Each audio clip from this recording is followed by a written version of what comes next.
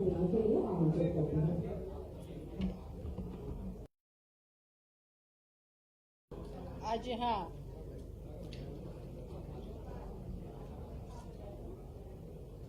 आज यहाँ इस प्रेस कॉन्फ्रेंस में सबसे पहले तो मैं सभी सम्मानीय हमारे इलेक्ट्रॉनिक मीडिया और सभी प्रिंट मीडिया के सभी प्रतिनिधियों का हार्दिक अभिनंदन करती हूँ, स्वागत करती हूँ।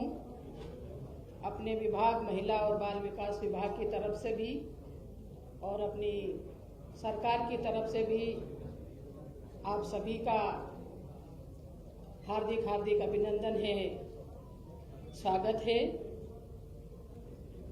आप सभी लोकतंत्र के सशक्त स्तंभ है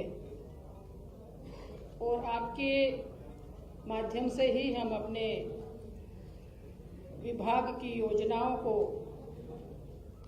आम व्यक्ति तक, जन तक पहुंचा पाते हैं। चाहे वो महिला सशक्तिकरण की बात हो या बच्चों की बात हो, चाहे वो ग्रामीण क्षेत्र हो या नगरीय क्षेत्र हो,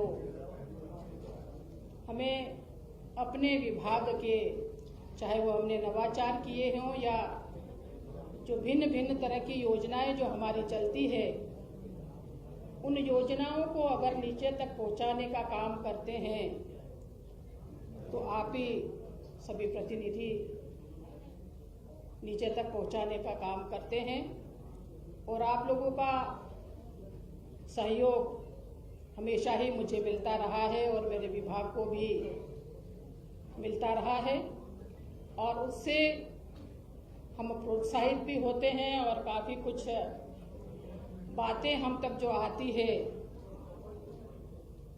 आपके सुझावों को भी हम लोग पूरी महत्ता के साथ में उसको महत्व देते हैं और वो काम करते हैं।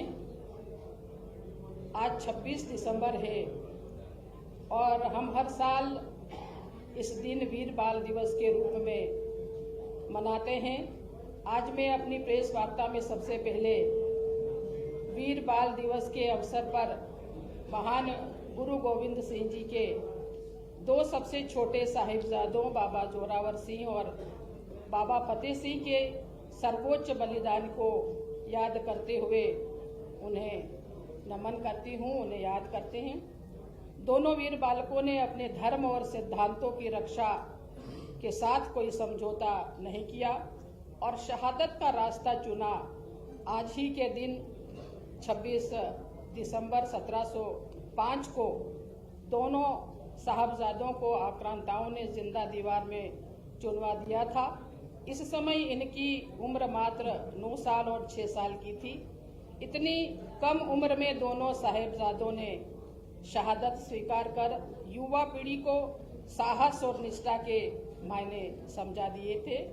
इतिहास का यह अभूतपूर्व बलिदान नई पीढ़ी के लिए प्रेरणा बने, इसके लिए हमारे प्रधानमंत्री माननीय नरेंद्र मोदी जी ने 9 जनवरी 2022 को गुरु गोविंद सिंह जी के प्रकाश पर्व पर 26 दिसंबर को वीर बाल दिवस के रूप में मनाने की घोषणा की थी और तब से हम आज तक इसे मनाते आ रहे हैं। यह दिन केवल सिख समुदाय के लिए ही नहीं बल्कि हर भारतीय के लिए गर्व और प्रेरणा का दिन है। हमारे विभाग के साथ साथ देश भर में विशेष कार्यक्रम आयोजित किए जाते हैं जिसमें प्रधानमंत्री जी बच्चों को संबोधित करते हैं। मैं एक बार पुनः दोनों साहिबजादों के बलिदान को नमन करती हूँ। एक बार पुनः आप सभी का स्वागत है। मैं आप सभी को हृदय से धन्यवाद देती हूँ।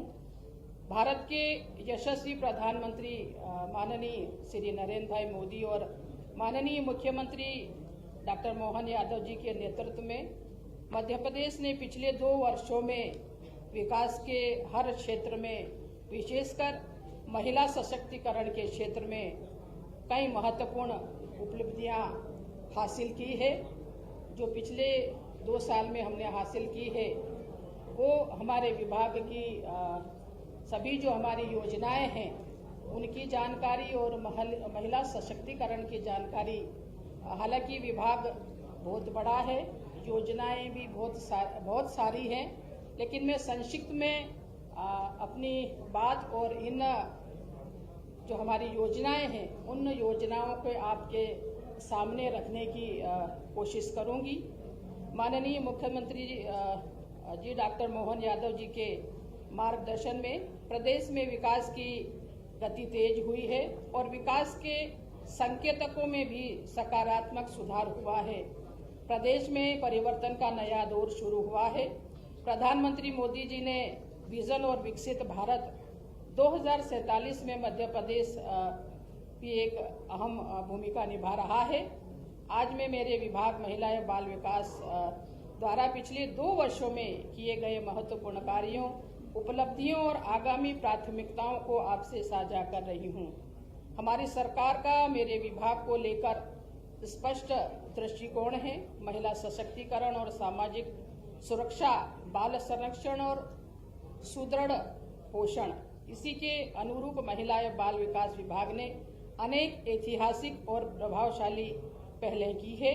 अनेक योजनाओं में और गतिविधियों में हम देश में अग्रणी स्थान पर रहे हैं। देश में हम कई योजनाओं तो हमारा मध्य प्रदेश पहले स्थान पर है और यही सारी चीजें हैं। सबसे पहले मैं महिलाओं के सशक्तिकरण से संबंधित योजनाओं पर प्रकाश डालना चाहूंगी, जिसमें सर्वाधिक लोकप्रिय योजना मुख्यमंत्री लाडली बहना योजना का उल्लेख करना चाहूंगी। यह योजना महिला सशक्तिकरण की दिशा में एक मील का पत्थर साबित हुई है। यह उल्लेखनीय है कि इस योजना के प्रभावी क्रियान्वयन और नियमित राशि अंतरण की प्रशंसा देश भर में हो रही है और अनेक राज्यों ने मध्य प्रदेश के इस मॉडल को अपनाया है और अनेक प्रदेशों ने नाम बदल करके उनके यहाँ भी इस योजना को लागू किया है।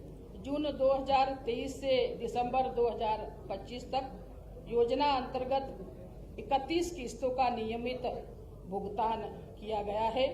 वर्तमान में लगभग 1,26,87,000 से अधिक महिलाएं इस योजना से लाभान्वित हो रही है, जिन्हें अब तक रुपये 88,632 करोड़ से अधिक की राशि सीधे खातों में अंतरित की जा चुकी है। अब तक विगत 2 वर्षों में लगभग हमारे 43,635 करोड़ राशि अंतरित की गई है अभी तक।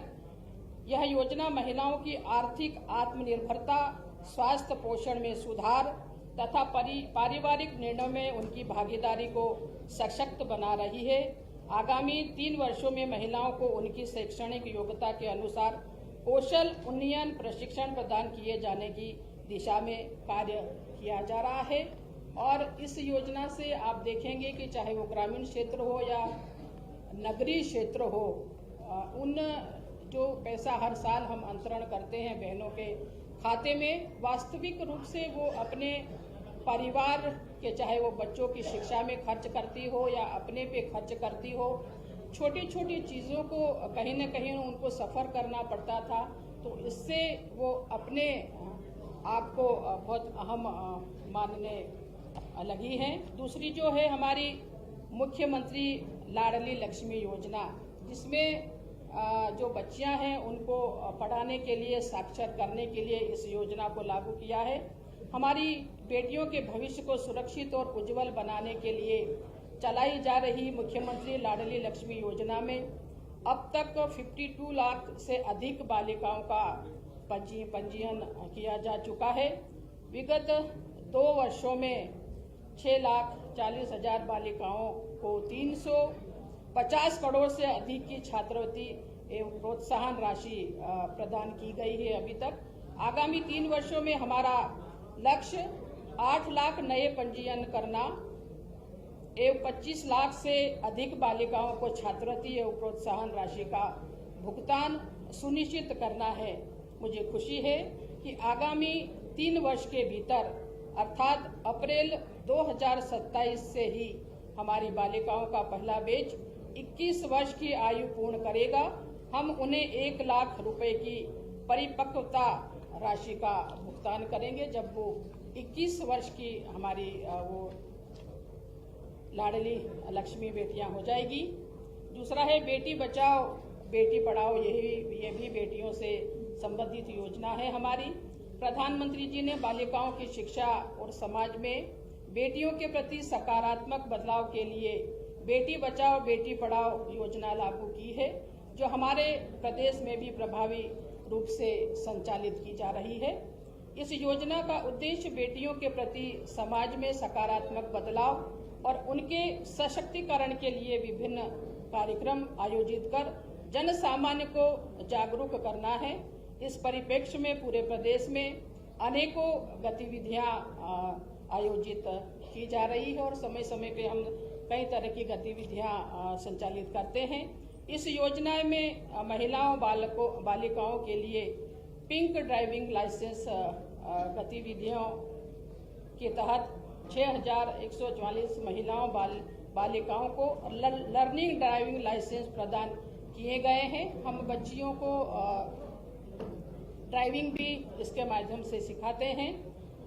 हमने समाज की ही सफल बालिकाओं महिलाओं को 1,744 जेंडर चैंपियंस बनाया है, जो न केवल अन्य बालिकाओं के लिए प्रेरणा है बल्कि बेटी बचाओ बेटी पढ़ाओ के संदेश देकर के भी लोगों को जागरूक कर रही हैं। सशक्त वाहिनी कार्यक्रम के तहत बेटियों को प्रतियोगी परीक्षाओं के लिए निःशुल्क प्रशिक्षण उपलब्ध कराया जा रहा है। विगत वर्षों में 7,000 से अधिक बालिकाओं को प्रतियोगी परीक्षाओं की तैयारी के लिए निःशुल्क प्रशिक्षण दिया गया है। आगामी 3 वर्षों में शाला त्यागी बालिकाओं को मध्य प्रदेश राज्य मुक्त स्कूल शिक्षा बोर्ड से 10वीं व 12वीं की परीक्षा दिलाकर उनकी स्कूल शिक्षा पूर्ण कराने पर कार्य किया जाएगा। साथ ही शाला त्यागी बालिकाएं जो कि आगे पढ़ने की इच्छुक नहीं है, उन्हें कौशल प्रशिक्षण प्रदान कर देने की भी हमारी योजना है।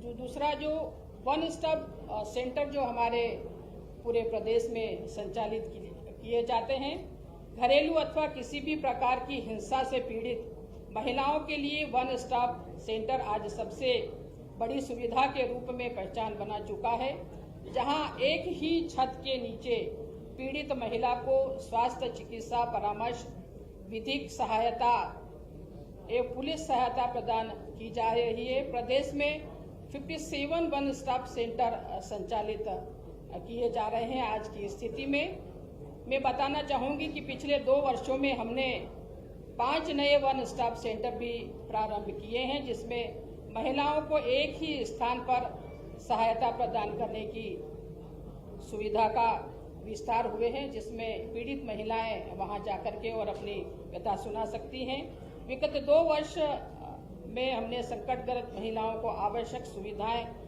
सहायता उपलब्ध कराई है। ऐसी कोई भी महिला जो संकटग्रस्त है, उसे विभाग में न केवल सहायता की है वरन उसे संबल भी दिया है। इन महिलाओं को आत्मनिर्भर बनाने के लिए प्रभावी परामर्श भी दिया जा रहा है। इस सुविधा को और विस्तारित करते हुए आगामी 3 वर्षों में 8 नवीन वन स्टॉप सेंटर प्रारंभ किए जाने का हमारा लक्ष्य है। महिला हेल्पलाइन 181 किसी भी तरह के संकट में आई महिलाओं की त्वरित सहायता के लिए निःशुल्क महिला हेल्पलाइन 181 संचालित की जा रही है। यह हेल्पलाइन 24 घंटे 7 दिन संचालित है। विगत 2 वर्ष में लगभग 2,36,723 महिलाओं द्वारा इस सुविधा का लाभ प्राप्त किया गया है। महिला हेल्पलाइन को police help desk, child helpline एवं वन स्टॉप सेंटर से इंटीग्रेट किया गया है। वर्किंग वुमेन हॉस्टल जो हमारी नौकरी पेशा जो बच्चियां हैं, महिलाएं हैं, कई बार उन्हें जब दूसरे स्थानों पे जाती है तो रहने की उन्हें कहीं ना कहीं परेशानी रहती है और माता पिता को भी चिंता रहती है कि वो कहाँ जाएगी, कैसे रहेगी, कैसे स्थान है। उसी को ध्यान में रखते हुए हमने कामकाजी महिलाएं अपने घर से बाहर नौकरी करने के लिए जाती हैं, तब उनके सामने यह समस्या रहती है कि वह कहाँ रहे, ऐसी जगह जहाँ उन्हें सुरक्षित महसूस हो। और ऐसा महसूस कराने के लिए हमारी सरकार ने व्यवस्थाएं करी है। हमारी सरकार द्वारा इसी विचार को लेकर प्रदेश में सखी निवास वर्किंग वुमेन हॉस्टल बनाए जा रहे हैं। वर्तमान में भोपाल में 1 और इंदौर में 2, कुल 3 शासकीय सखी निवास संचालित हैं। मैंने महसूस किया कि प्रदेश में कामकाजी महिलाओं के लिए सुरक्षित आवास की अधिक आवश्यकता है। मुझे यह बताते हुए खुशी हो रही है कि माननीय मुख्यमंत्री जी के प्रयासों से प्रदेश में पहली बार राशि रुपए 284 करोड़ की लागत से 5,121 सीट क्षमता के 8 नवीन वर्किंग वुमेन हॉस्टल उज्जैन, धार, भिंड, रायसेन, सिंगरौली, देवास, नर्मदापुरम और झाबुआ में निर्मित किए जा रहे हैं। इससे कामकाजी महिलाओं हेतु सुरक्षित व सुविधापूर्ण आवास उपलब्ध होगा। यह समस्त भवन आगामी 3 वर्षों में पूर्ण रूप से संचालित कर दिए जाएंगे। यह प्रदेश की कामकाजी बहनों को मोहन सरकार की ओर से बड़ी सौगात है और हमारी मुख्यमंत्री जी का भी बड़ा इसमें फोकस रहता है कि बच्चियों को, चाहे वो पढ़ने वाली बच्चियां हो हमारी या नौकरी पेशा हमारी बच्ची या महिलाएं हैं, उनको हम अच्छी व्यवस्थाएं दे सकें। प्रधानमंत्री मातृ वंदना योजना अभी हमारे विभाग द्वारा संचालित की जा रही है। मैं बताना चाहूंगी कि प्रारंभ से ही प्रधानमंत्री मातृ वंदना योजना में हम देश में पहले स्थान प्राप्त कर रहे हैं। जब से ये योजना चालू हुई है तब से भी हमारा मध्य प्रदेश पहले स्थान पर है। जैसा कि आपको याद है कि योजना में गरीब गर्भवती माताओं को स्वयं की देखभाल और पोषण के लिए प्रथम संतान पर रुपए 5,000 एवं द्वितीय संतान पर बालिका होने पर रुपए 6,000 की प्रसूति सहायता प्रदान की जाती है। योजना अंतर्गत विगत 2 वर्षों में लगभग 10 लाख से अधिक गर्भवती महिलाओं का पंजीयन कर राशि 547 करोड़ से अधिक का भुगतान किया गया है। हमारा लक्ष्य है कि हम माननीय मुख्यमंत्री जी के नेतृत्व में इस योजना के तहत आगामी 3 वर्षों में 21 लाख नवीन पंजीयन करेंगे और बहनों को लाभ दिलाएंगे।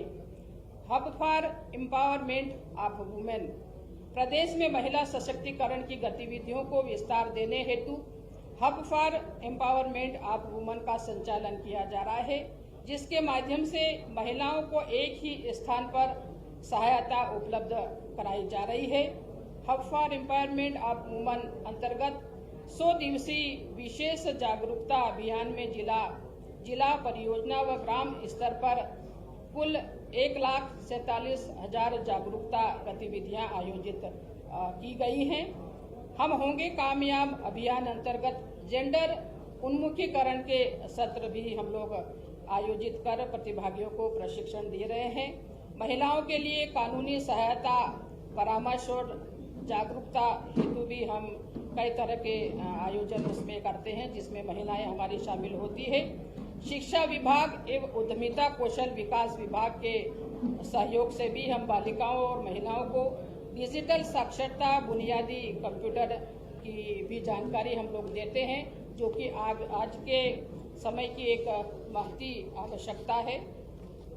बाल विवाह, आप सभी जानते हैं, बाल विवाह एक सामाजिक कुरीति ही नहीं बल्कि कानूनी अपराध भी है। बाल विवाह से न केवल बच्चे का स्वास्थ्य प्रभावित होता है, बल्कि उसके शारीरिक एवं मानसिक विकास में भी बाधा उत्पन्न होती है। कम उम्र में विवाह से न केवल माता कमजोर होती है, वरन बच्चा भी कुपोषित होने की संभावना रहती है। इस प्रकार का दुष्चक्र चलता रहता है, जिससे निरंतर भावी पीढ़ी प्रभावित होती रहती है। यह दुष्चक्र सभी के समन्वित प्रयास से ही तोड़ा जा सकता है और मुझे खुशी है कि समन्वित प्रयासों से प्रदेश में बाल विवाह के मामलों में गिरावट दर्ज की गई है। नेशनल फैमिली हेल्थ सर्वे 4 के आंकड़ों के अनुसार प्रदेश में बाल विवाह का प्रतिशत 32.4 था, जो नेशनल फैमिली हेल्थ सर्वे 5 में घटकर 23.1% रह गया है। और जहाँ तक मेरा ये मानना है कि बाल विवाह जो है वो हम ज़्यादा से ज़्यादा जागरूकता फैला करके और इसको कम और समाप्त कर सकते हैं, चाहे वो ग्रामीण क्षेत्र हो या नगरीय क्षेत्र हो। मैंने देखा है कि ग्रामीण क्षेत्रों में जाकर के अगर हम इसका ज़्यादा से ज़्यादा वहाँ जागरूकता फैलाने का काम करें तो निश्चित तौर से ये हमारा प्रदेश हम बाल विवाह मुक्त करा पाएंगे। महिला एवं बाल विकास विभाग द्वारा विभिन्न शासकीय विभागों, स्वयंसेवी संगठनों और जनप्रतिनिधियों, सामाजिक संस्थाओं के साथ मिलकर निरंतर जागरूकता कार्यक्रम चलाए जा रहे हैं, जिसमें आप लोगों का भी भरपूर सहयोग हमें मिलता है प्रचार प्रसार के लिए। हम प्रदेश को बाल विवाह मुक्त करने की दिशा में तेजी से काम कर रहे हैं, लेकिन इसके लिए सामाजिक जागरूकता एवं सहयोग अत्यंत आवश्यक है। अतः मेरा मीडिया से अनुरोध है कि वे भी हमारे बाल विवाह मुक्त मध्य प्रदेश अभियान में सहभागी बने, बाल विवाह के दुष्परिणामों से समाज को जागरूक करने में हमारा पूरा सहयोग करें, जो समय समय पे आप लोग करते भी हैं। और मुझे आशा है कि आगे भी आप सभी इसमें हमारा सहयोग करेंगे। वुमेन लीड डेवलपमेंट, नारी सशक्तिकरण मिशन, महिला नेतृत्व विकास को केंद्रित करते हुए प्रदेश में बालिकाओं और महिलाओं के समग्र सशक्तिकरण हेतु नारी सशक्तिकरण मिशन लागू है, जिसका उद्देश्य महिलाओं की विभिन्न क्षेत्रों में सक्रिय भागीदारी तथा संसाधनों और अधिकारों तक उनकी पहुंच को सुनिश्चित करना है। मिशन के प्रमुख 5 घटक स्वास्थ्य, पोषण, शिक्षा और जीवन कौशल, आर्थिक स्वावलंबन, सुरक्षा और संरक्षण, संवाद से व्यवहार परिवर्तन है। माननीय मंत्री हमारी अनुश्रवण जो समिति है उसकी, जिसमें हम महिला मंत्री हैं, 5 मंत्री जो हम महिला हैं उसमें शामिल है, उसकी हमारी एक बैठक हो चुकी है कि महिला सशक्तिकरण में हमें क्या क्या करना है और क्या क्या चीज़ें इसमें सहभागी करनी है, और दूसरों भी विभागों से मिलकर के हम इसमें काफ़ी कुछ आगे योजनाएं बनाने का काम कर रहे हैं। और बाल संरक्षण, महिला सशक्तिकरण के साथ साथ बाल संरक्षण भी हमारी सर्वोच्च प्राथमिकताओं में शामिल है। 18 वर्ष से कम उम्र का प्रत्येक बालक या बालिका जिन्हें देखभाल और संरक्षण की आवश्यकता है और उनके पालक इस हेतु सक्षम नहीं है अथवा वे अनाथ है, ऐसे समस्त बच्चों का संपूर्ण संरक्षण भारत सरकार की सहायता से मिशन वात्सल्य अंतर्गत किया जाता है। बाल संरक्षण के लिए मिशन वात्सल्य अंतर्गत अनेक योजनाओं और बाल देखरेख संस्थाओं का संचालन किया जा रहा है। प्रदेश में 35 विशेषज्ञ दत्तक ग्रहण अभिकरण, 67 बाल गृह, 14 खुला आश्रय गृह, 18 संप्रेषण गृह, 3 विशेष गृह संचालित है। इन गृहों में देखरेख एवं संरक्षण के जरूरतमंद एवं विधि विवादित 18 वर्ष तक की आयु के बच्चे निवासरत हैं। मिशन वात्सल्य के अंतर्गत बाल देखरेख संस्थाओं में निवासरत एवं निर्मुक्त होने वाले देखरेख एवं संरक्षण की आवश्यकता वाले बच्चों को समाज की मुख्य धारा से जोड़ने के उद्देश्य से वित्तीय साक्षरता, आर्थिक स्वावलंबन, साइबर सुरक्षा, लैंगिक समानता, बाल शोषण से संबंधित जागरूकता जैसे विषयों में लगभग 1270 बच्चों को प्रशिक्षित किया जा चुका है। इन बच्चों को ITI के विभिन्न ट्रेड्स तथा बैंकिंग एवं बुकिंग के अतिरिक्त house keeping, horse riding, front office आदि विषयों में रोजगार उन्मुखी प्रशिक्षण प्रदान किया जा रहा है, ताकि वे अपने पैरों पर खड़े हो सके। उनको ये न लगे कि 18 साल तक तो हम सरकारी उसमें रहे, लेकिन 18 साल के बाद भी अगर वो जाते हैं तो पूरी उन बच्चों की हम लोग मॉनिटरिंग करते हैं और उनको रोजगार किस तरह से मिल सके, वो अपने पैरों पे किस तरह से खड़े हो सके, ऐसा हम लोगों का प्रयास रहता है। और मैं भी जहां भी जाती हूं तो मैं उन बच्चों को बुला करके उनको क्या परेशानियां हैं, क्या दिक्कत है, कहाँ वे काम कर रहे हैं, ये सारी जानकारियां मैं अपने स्तर पे भी लेती हूं। मुझे बताते हुए हर्ष है कि विगत 2 वर्षों में हमने 132 बच्चों को संस्थाओं से निकलने के बाद विभिन्न ट्रेड में प्रशिक्षण प्रदान किया गया, जिसमें से हमारे 56 बच्चों को रोजगार भी प्राप्त हो गया है। दूसरा है हमारी स्पॉन्सरशिप योजना। अनाथ एवं अन्य देखरेख एवं संरक्षण की जरूरत वाले बच्चों को स्पॉन्सरशिप योजना के तहत रुपए 4000 प्रति माह प्रदान कर परिवार में ही बच्चों की देखरेख की जा रही है। वर्ष 2024-25 में हमारे 20,283 बच्चों को स्पॉन्सरशिप से लाभान्वित किया गया है। मैं बताना चाहूंगी कि इस योजना में हम देश में दूसरे स्थान पर हैं। वर्ष 2025-26 में 32,896 बच्चों को स्पॉन्सरशिप से लाभान्वित किया जाएगा। आगामी 3 वर्षों में इस श्रेणी के सभी बच्चों को लाभान्वित करने का हमारा प्रयास रहेगा। इंदौर, भोपाल एवं कटनी के बाल गृहों के बच्चों के लिए स्टेम हमारी technology, engineering and mathematics lab की स्थापना की गई, जिससे कि वह आधुनिक तकनीकी एवं विज्ञान से अधिक जुड़ाव महसूस कर सके।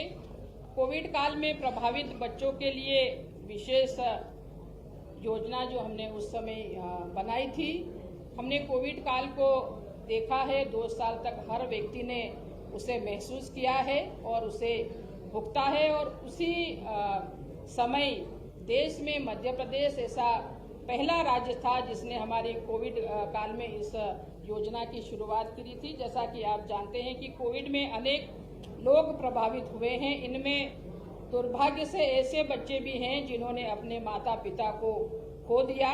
प्रदेश सरकार ने ऐसे बच्चों के लिए देश की पहली मुख्यमंत्री कोविड-19 बाल सेवा योजना बनाई। इसी प्रकार माननीय प्रधानमंत्री जी ने कोविड के समय अनाथ हुए बच्चों के लिए पीएम केयर योजना लागू की है। मैं बताना चाहूंगी कि कोविड-19 के दौरान अनाथ हुए बच्चों के लिए मुख्यमंत्री कोविड-19 बाल सेवा योजना के अंतर्गत 1014 बच्चों को रुपए 5,000 प्रति माह की आर्थिक सहायता, निःशुल्क खाद्यान्न सुरक्षा और शिक्षा सहायता प्रदान की जा रही है।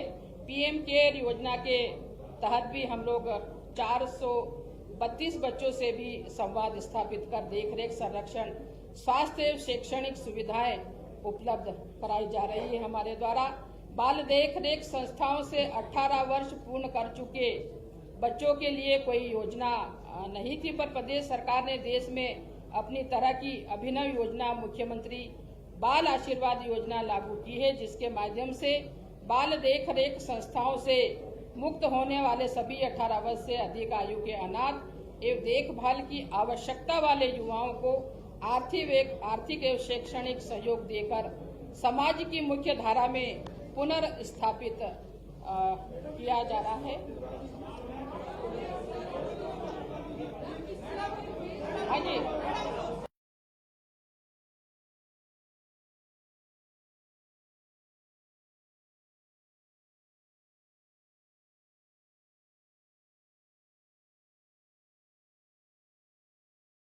हूँ, फिर आप लोगों से चर्चा करेंगे। मैं कंप्लीट कर लेती हूँ।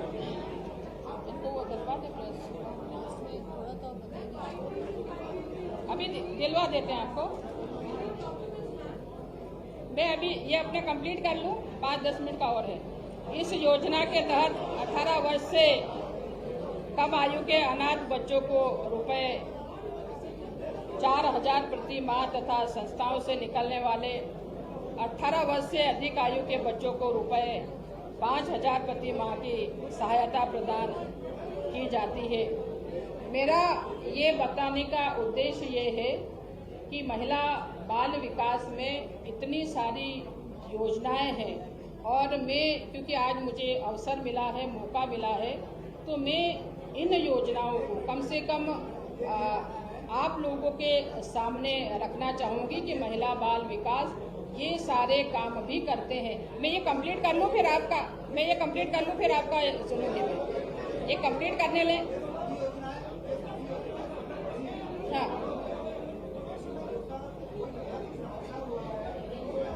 उसको भी बता रहे हैं जो मैं नवाचार पे आ रही हूँ।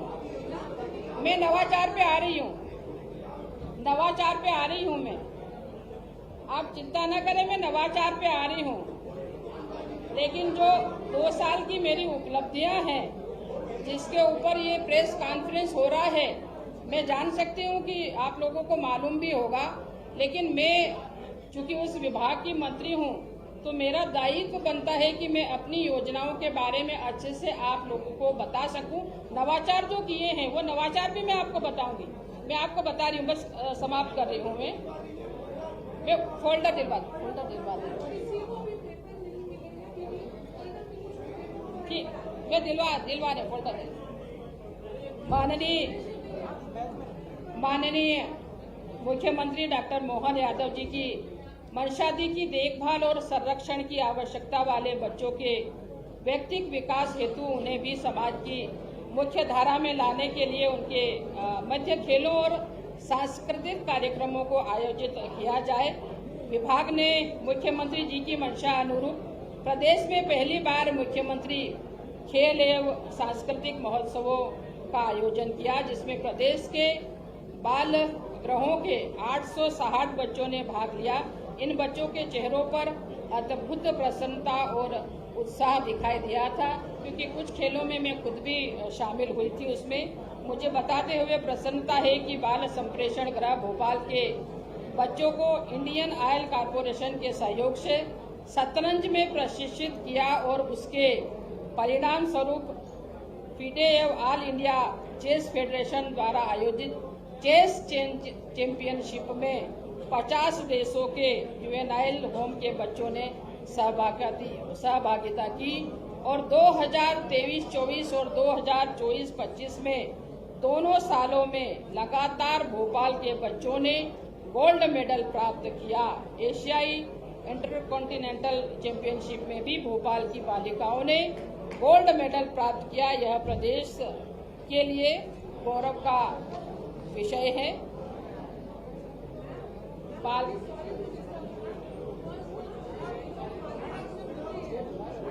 ला रहे मैंने बुलाया, दे दी मैं पेपर, मैं दिलवा रहे।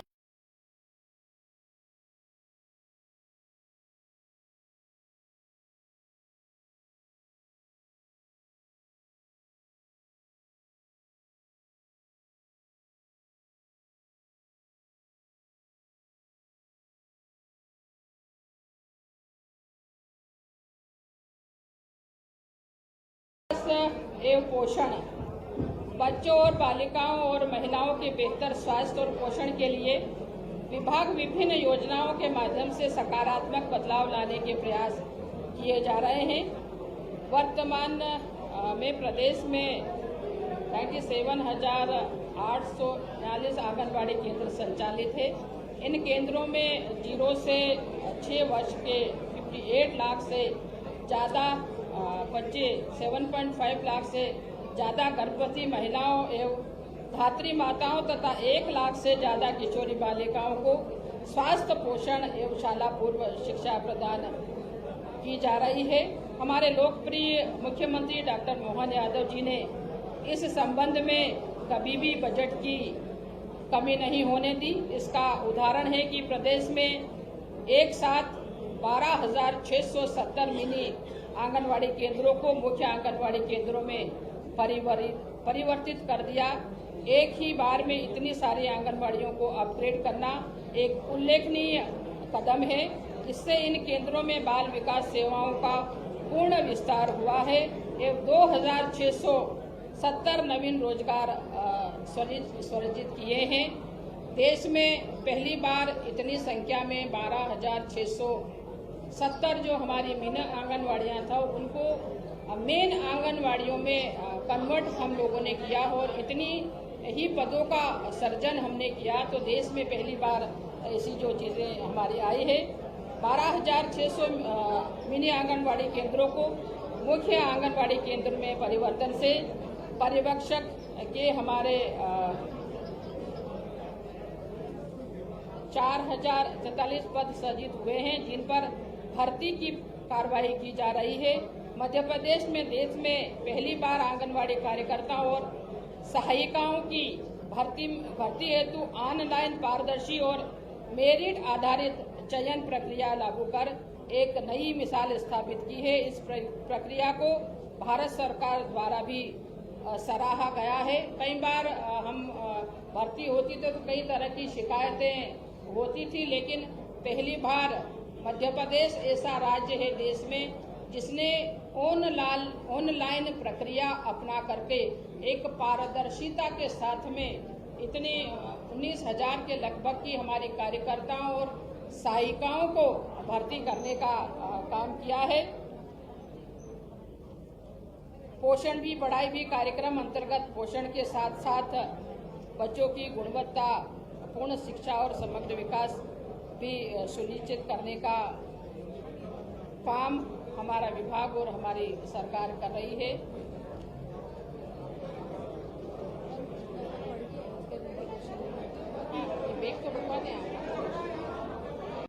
बहुत ही उल्लेखनीय है कि हमारी आंगनवाड़ी कार्यकर्ताओं और सहायिकाओं को जीवन सुरक्षा प्रदान करने हेतु प्रधानमंत्री जीवन ज्योति बीमा योजना तथा प्रधानमंत्री सुरक्षा बीमा योजना से जोड़ा गया है। बीमा के प्रीमियम की राशि सरकार द्वारा वहन की जा रही है। वर्ष 2024-25 में प्रधानमंत्री जीवन ज्योति बीमा योजना अंतर्गत भी प्रधानमंत्री सुरक्षा बीमा अंतर्गत 92,000 कार्यकर्ताओं सहायकों को प्रीमियम राशि दी गई है। आंगनवाड़ी केंद्रों में आने वाले बच्चों और उनके परिवार के लोगों के आधार कार्ड निर्माण हेतु बनाए जाने हेतु हमारे आयुक्त पंजीयक के रूप में कार्य कर रहे हैं। इस तरह से हर क्षेत्र में हमारा विभाग अच्छे काम कर रहा है। प्रधानमंत्री जनजातीय आदिवासी न्याय महाअभियान पीएम जनमन एवं धरती आबा जनजाति ग्राम उत्कृष्ट अभियान भी चला जा रहा है। हमारे जनजाति और आदिवासी कई ऐसी जनजातियां पिछड़ी जनजातियां जो हैं उनकी तरफ हमारे देश के प्रधानमंत्री का फोकस है और इसीलिए उन्होंने विशेषकर उनके लिए स्पेशल योजनाएं बनाने का काम और उन्हें ऊपर उठाने का काम किया है और उसी के अंतर्गत ये विशेष जनजाति बाहुल्य क्षेत्रों में निवास करने वाले बच्चों और महिलाओं को सुगमतापूर्वक पोषण और स्वास्थ्य सेवाएं प्रदान करने के उद्देश्य से प्रधानमंत्री जनजाति न्याय महाअभियान पीएम जनमन अंतर्गत 681 नवीन आंगनवाड़ी केंद्रों का संचालन प्रारंभ किया गया है और इस तरह से हम कह सकते हैं कि हमारे विभाग में जैसे डिजिटल इंडिया अंतर्गत विशेष जो हमने नवाचार किए हैं, क्योंकि नवाचार की बात आप लोग कर रहे हैं। हालांकि मैं बताना तो बहुत कुछ आप लोगों को, क्योंकि मैंने शुरू में ही कहा था कि मेरा विभाग इतना बड़ा है और इस विभाग की योजनाएं इतनी सारी है कि बताते बताते मुझे 2-3 घंटे लगेंगे, लेकिन मैंने कोशिश की कि उसको मैं सीमित कर सकूं। और इसलिए जो नवाचार है डिजिटल इंडिया अंतर्गत विशेष नवाचार जो हमने किया है, हमने माननीय प्रधानमंत्री जी की मंशा डिजिटल इंडिया के तहत डिजिटल तकनीक के माध्यम से भी पारदर्शिता और जवाबदेही सुनिश्चित कर रहे हैं। विभाग द्वारा विकसित संपर्क ऐप के माध्यम से आंगनवाड़ी केंद्र के सभी संसाधनों को ऑनलाइन एसेट डायरी मॉड्यूल में दर्ज किया गया, जो देश में आंगनवाड़ी सेवाओं के तहत किया गया अपने तरह का अभिनव प्रयास है। आंगनवाड़ी सेवाओं का सुदृढ़ीकरण करते हुए विभाग द्वारा आंगनवाड़ी कार्यकर्ताओं की जीपीएस आधारित उपस्थिति सुनिश्चित की गई है। इस रियल टाइम मॉनिटरिंग की पूरे देश में सराहना की गई है। पोषण ट्रैकर ऐप जैसे डिजिटल प्लेटफॉर्म सेवाओं की निगरानी को और अधिक सशक्त बना रहे हैं। मिशन सक्षम आंगनवाड़ी एवं पोषण 2.0 के अंतर्गत आंगनवाड़ी केंद्रों के माध्यम से पात्र हितग्राहियों को समय पर लाभ एवं पारदर्शिता सुनिश्चित करने के उद्देश्य से पोषण ट्रैकर ऐप में FRS आधार फेस मैपिंग का अनिवार्य प्रावधान किया गया है, जिसके तहत मध्य प्रदेश में पूरक पोषण आहार हेतु हमारे कई तरह की जो चीजें हैं वो हमारे सामने आ रही हैं।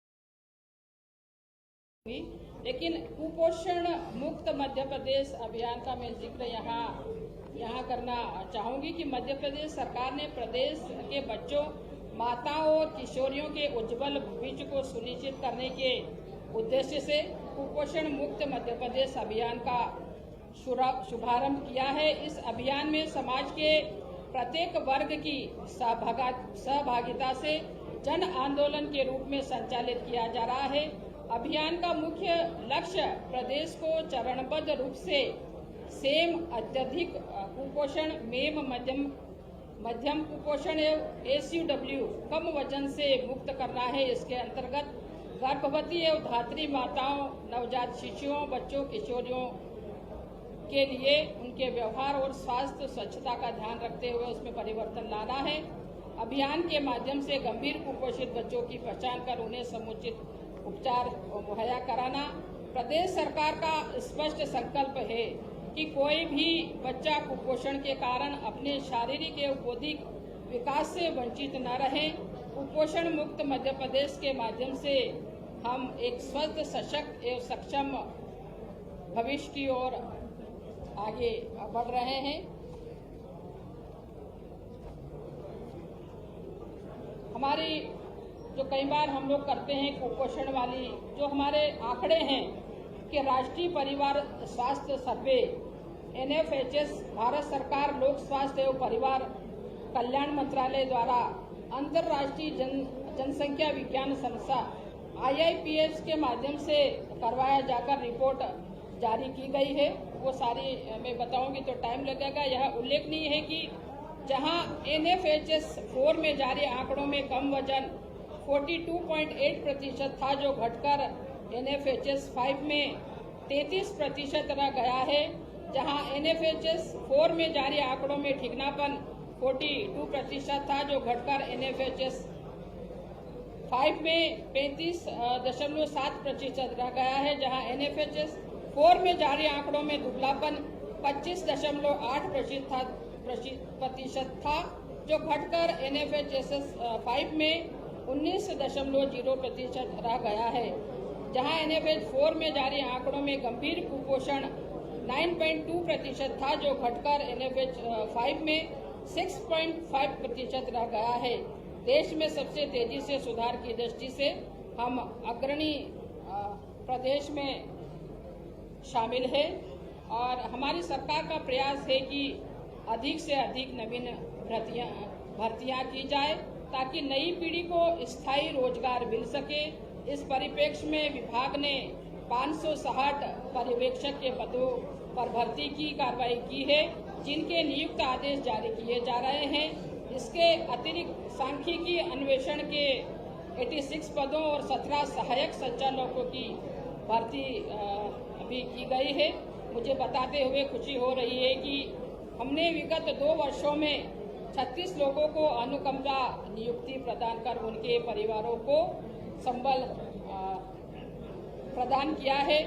जो कुछ नवाचार अभी हम लोगों ने जो किए हैं, एक तो ये है कि मेरे ही जिले में नवाचार हमने किया था कि कुपोषण, कई बार हम सोचते हैं लेकिन कुपोषण का अमीरी गरीबी से कोई ज़्यादा वास्ता नहीं रहता है। डिपेंड करता है कि हम बच्चों को किस तरह सा भोजन दे रहे हैं, पौष्टिक भोजन दे रहे हैं कि नहीं दे रहे हैं। कई बार हम लोग, क्योंकि ग्रामीण क्षेत्रों में ज़्यादा हमारा तो घूमना होता है, कि गरीब से गरीब परिवार में भी हमें हेल्दी बच्चे मिलते हैं, लेकिन कई देखते हैं कि अच्छे परिवारों में भी हमें कुपोषित बच्चे मिल जाते हैं। तो ये निर्भर करता है कि हम अपने बच्चे की देखरेख किस तरह से कर रहे हैं और इसमें लगातार हमारा मध्य प्रदेश बहुत अच्छा काम कर रहा है। जो नवाचार हमने मोटी आई करके किया था कि हमने एक बच्चे की, जो सेम मेम बच्चे हैं, उनके एक बच्चे की गिनती करी थी, उनका वजन कितना है और उतनी हाइट कितनी है और किस तरह का बच्चा है, उनकी एक फाइल बना करके मोटी आई, जो एक उसी आंगनवाड़ी के दायरे की एक ऐसी अम्मा को लिया था जिसे मोटी आई नाम दिया था। आयुष विभाग से मिलकर के उनको पहले ट्रेनिंग दी मोटी आई और ट्रेनिंग के माध्यम से उस बच्चे की जवाबदारी उनको दी कि इसके मालिश करके और उसको पौष्टिक खाना दे करके जो भी देना हो उसको वो दे करके, और बहुत ही अच्छा रिजल्ट उसका आया और अब हम मोटी आई 2.0 भी चालू कर रहे हैं। तो इस तरह के जो नवाचार हैं वो नीमच में भी हो रहे हैं, देवास में भी हो रहे हैं, डिंडोरे में भी हो रहे हैं। इस तरह से अलग अलग तरह के, कोई मालिश करके, कोई पौष्टिक चिक्की दे करके, और इस तरह के अलग अलग के तरह के नवाचार हो रहे हैं, जिसके माध्यम से हम इस कुपोषण जो जिसे हम कहते हैं उसको हम खत्म करने के लिए प्रयासरत हैं। तो यही चीजें हम लोगों के सामने जो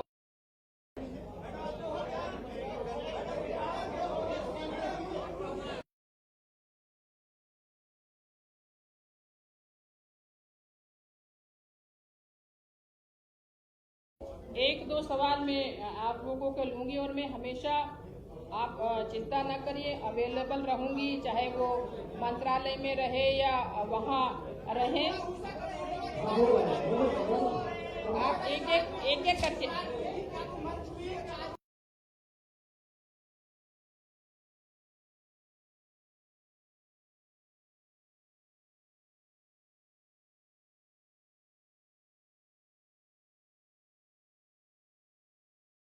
देखिए, उषा किरण योजना जो थी उसके स्थान पर OSC योजना भारत सरकार द्वारा चलाई जा रही है। इसके अंतर्गत भी उषा किरण योजना की जो ग्रह से पीड़ित महिलाओं की सहायता दी जाती है, तो उसको मर्ज किया है, उसको खत्म नहीं किया है।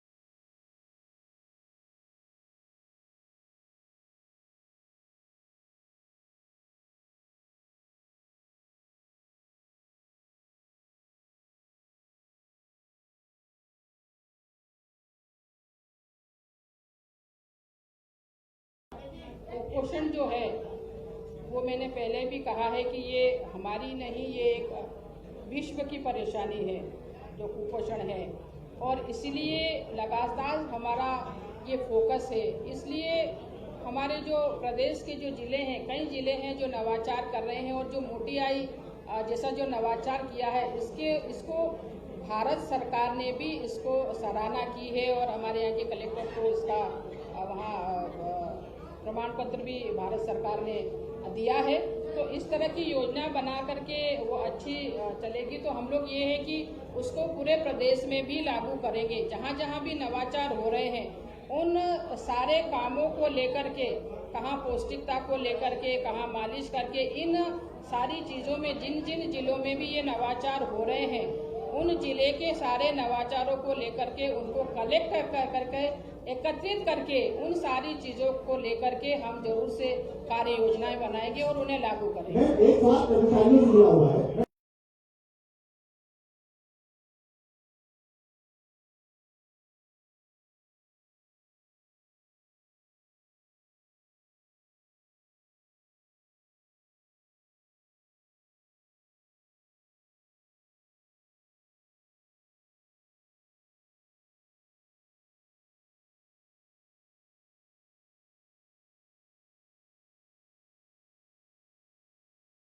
हमारी सहायिका या कार्यकर्ताओं की जो उपस्थिति है उसमें हमने कहा कि एफआईआर के माध्यम से हम लोग उस उपस्थिति लेते हैं और आंगनवाड़ी का जो एरिया है वहीं पर के जाकर के वो क्या हमको क्या दे रही है, बच्चों को क्या नाश्ता दे रही है, वो क्या चीज़ें दे रही है, उसका हमारे पास डेटा ऊपर तक आ जाता है। तो ये सारी चीज़ें हम लोग करते हैं।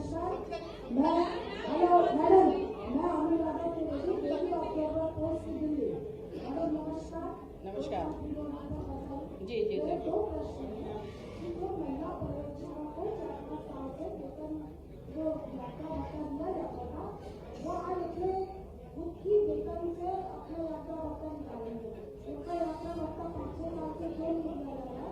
दूसरा प्रश्न है कि जो PHR से रिलेटेड है, मैडम 40% की सफाई देते हैं, अक्सर दबाव डालते हैं कि 100% आपको सफाई हुआ है, आप रिपोर्ट बनाओ, इस पर आप क्या कर रहे हैं? देखिए, आपने जो भी प्रश्न किए हैं दो बातें मेरे सामने रखी हैं। एक्चुअली वो एक तो वो टेक्निकल चीज़ें हैं और आपने जो भी विषय मेरे सामने रखा है तो उसको मैं दिखवा करके और कहाँ क्या है मैं जरूर से जरूर दिखवाऊंगी। मंत्री जी एक सवाल है इधर से मंत्री